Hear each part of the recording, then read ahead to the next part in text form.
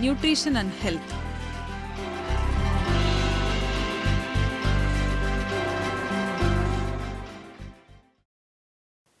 Man and environmental relationship has been a dominant theme in the geographical study for a long time.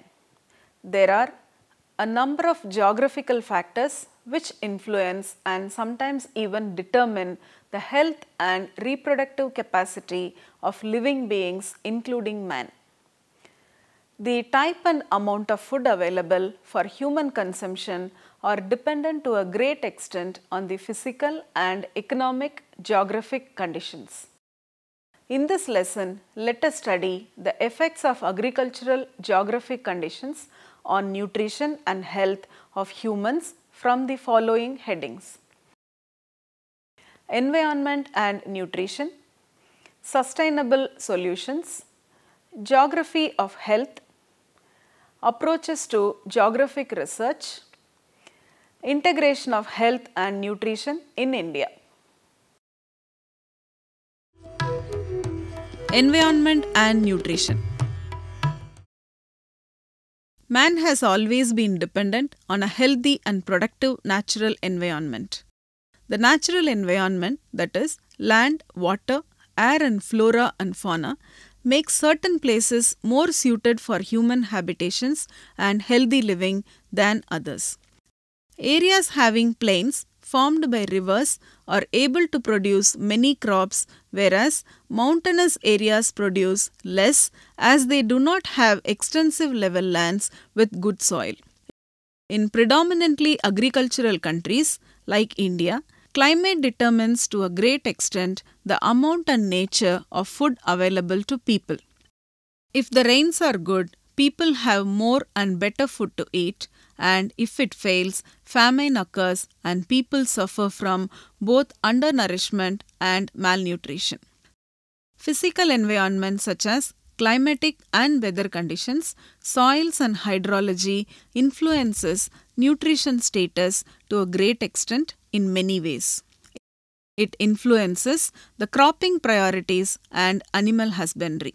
In different physiographic areas, the preferences for particular crops in turn affect the dietary pattern. It is found that rural diet completely depends on local production. Food preparation and preservation system is quite defective. Consequently, they become victims of many diseases. Similarly, several food items are for certain season during certain disease, pregnancy and lactation period. The influence of urban environment is seen greatly among children. Undernutrition is substantially higher in rural than in urban areas. Short birth intervals are associated with higher levels of undernutrition. The percentage of children who are severely underweight is almost 5 times higher among children whose mothers have no education than among children whose mothers have 12 or more years of schooling. Absence of proper water drainage and sewer facilities, stagnant pools of water invariably become reservoirs of infected matters and other human wastes. People already suffering from minor ailments or nutritional deficiency may thus become potential hosts to several waterborne diseases. There are various determinants that influence the risk of overweight and obesity in youth, including geographical region. Socio-economic status, SES, opportunities for physical activity and differences in food availability have been proposed as explanations for the disparities in disease risk between individuals living in rural and urban areas. Nutrition research provides essential information on how environmental degradation can lead to major nutrition-related health problems such as malnutrition, infectious disease and contamination. When people have reduced access to and intake of crucial bioresources, they may suffer from protein energy malnutrition and micronutrient deficiencies. Environmental contamination from industrial and agricultural chemicals such as heavy metals, argon, chlorine, and radionucleotides may compromise people's nutritional status and health either directly or through changes in diet. Nutrition is crucial for the fulfillment of human rights, especially those of the most vulnerable, children, girls, and women, locked in an intergenerational cycle of multiple deprivations. It constitutes the foundation for human development by reducing susceptibility to infections, reducing related morbidity, disability, and mortality, enhancing cumulative lifelong learning capacities, and adult productivity.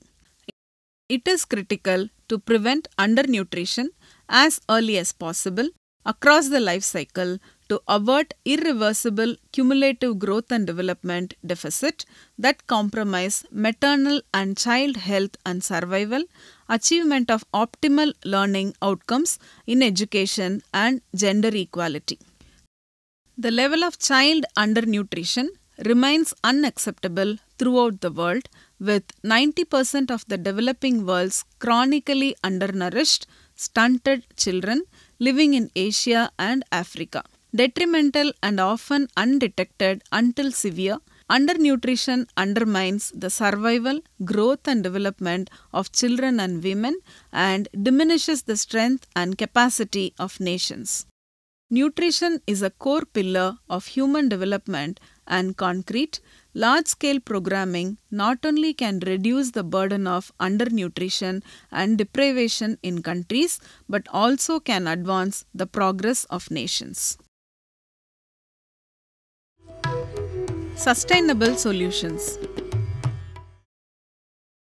Food-based strategies address global hunger and malnutrition as well as enabling vulnerable populations to adapt to environmental changes.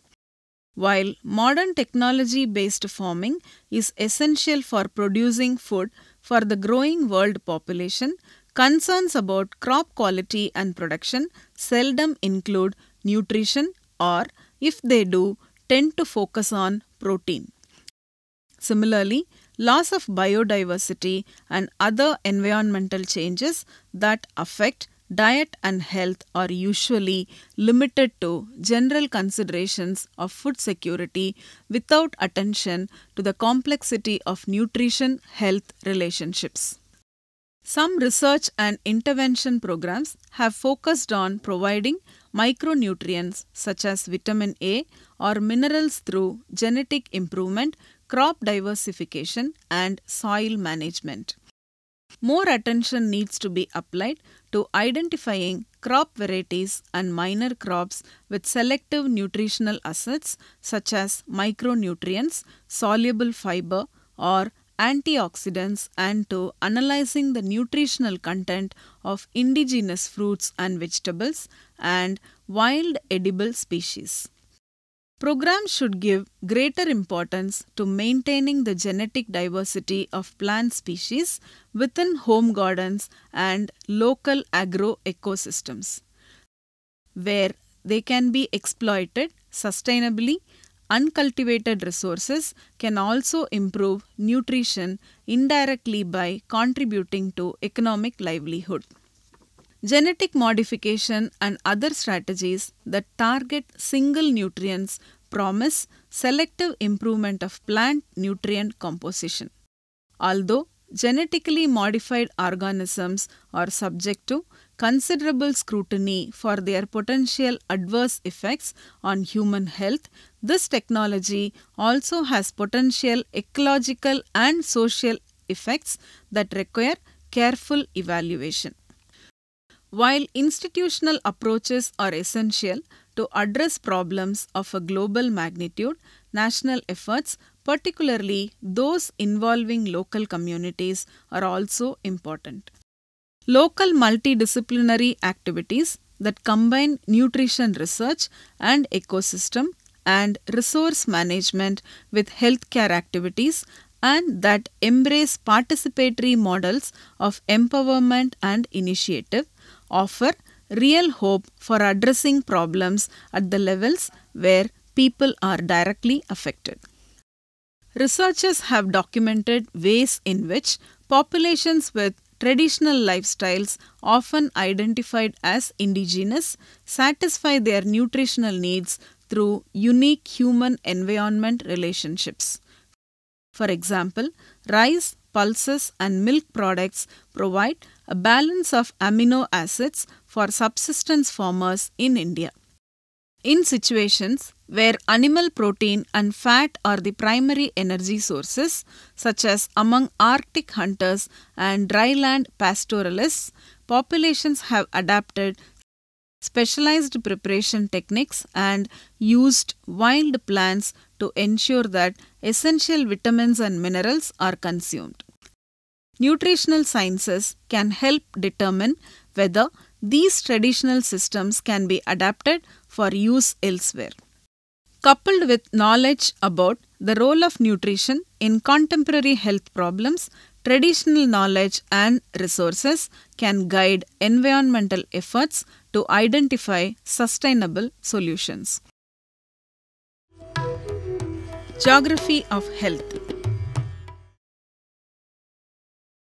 In contrast to clinical medicine, which focuses on the health of individuals, public health looks at population-wide processes and emphasizes health-promoting behaviors that will generate benefit for the broader population. This often involves looking at how individuals interact with each other and their environment, and frequently places emphasis on preventive rather than curative approaches to health.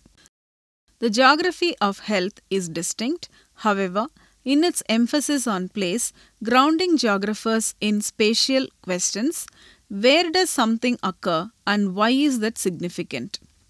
In particular, while public health research tends to be highly quantitative, there is a demand for qualitative research into issues such as why particular places make us feel as we do, or why an individual's health impacts go beyond tangible effects of poverty and relate more to factors such as discrimination. There is a focus on the importance of variations across space with an emphasis on location, direction, and place. For example, malaria occurs only in certain parts of the world. The environment of certain places makes people vulnerable to malaria. To explore and identify this spatial pattern, the geographer turns to mapping as a visual tool. The maps allow us to consider how elevation, temperature, and rainfall patterns are related to the distribution of any disease. Temperature and rainfall patterns influence both vegetation and the likelihood of standing water, supporting the hypothesis that these conditions might influence for transmission of diseases. Elevation also appears to be significant as it may influence on lowering the temperature. Globalization and urbanization. Concern with scales of organization is crucial to health service provision and public health implementation. For instance, global issues such as environmental change, demographic transition, and the internationalization of health service organization all have geographic contexts that directly influence health policy. Global patterns in infectious diseases, including the spread of HIV, AIDS, avian influenza, and severe acute respiratory syndrome, are linked to migration, population movement, and disease diffusion. These processes, in turn, are affected by regional and local contexts such as socio-economic and labor market conditions. The growth of cities and the changing nature of the built environment have historically had and continue to have a profound effect on health and well-being. For example, the worldwide obesity epidemic is connected to factors that influence global warming. Example, changing transportation patterns that influence the emission of greenhouse gases, and to factors that influence the structure of local built environments and socio-cultural shifts affecting physical activity, food availability, and consumption. In this context, health policy issues should inform local planning policy, transportation, food policy, and marketing in a geographically sensitive manner. Approaches to geographic research. Geographic research in health is often dichotomous between quantitative and qualitative methodologies, with quantitative studies closely aligned with epidemiology and qualitative studies aligned with medical sociology and social sciences. Although differences in approach are important for the assessment of complex problems, these methodologies share a common theme: the role of place and space in health.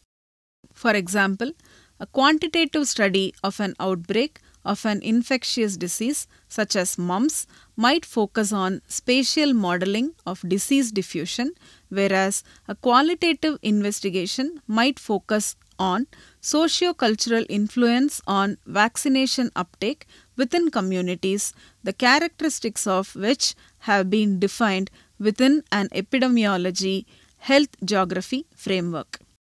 Often, health geographers will combine quantitative and qualitative methods in complementary mixed methods approaches. Geographers contribute to methodological developments that are useful in health research, including multi-level statistical models, cluster analysis, and geographically weighted regression analysis. Geographic information systems are a valuable addition to the health geographer's toolkit. A geographic information system is a computerized system for collecting, storing, representing, and manipulating spatial data, and such systems are increasingly being used to interrogate and analyze health-related information to investigate health outcomes and healthcare provision. Geographic information systems support public health in diverse ways, including mapping, monitoring, and modeling infectious and chronic diseases, disease surveillance and outbreak detection, emergency preparedness, and targeting interventions and health promotion initiatives.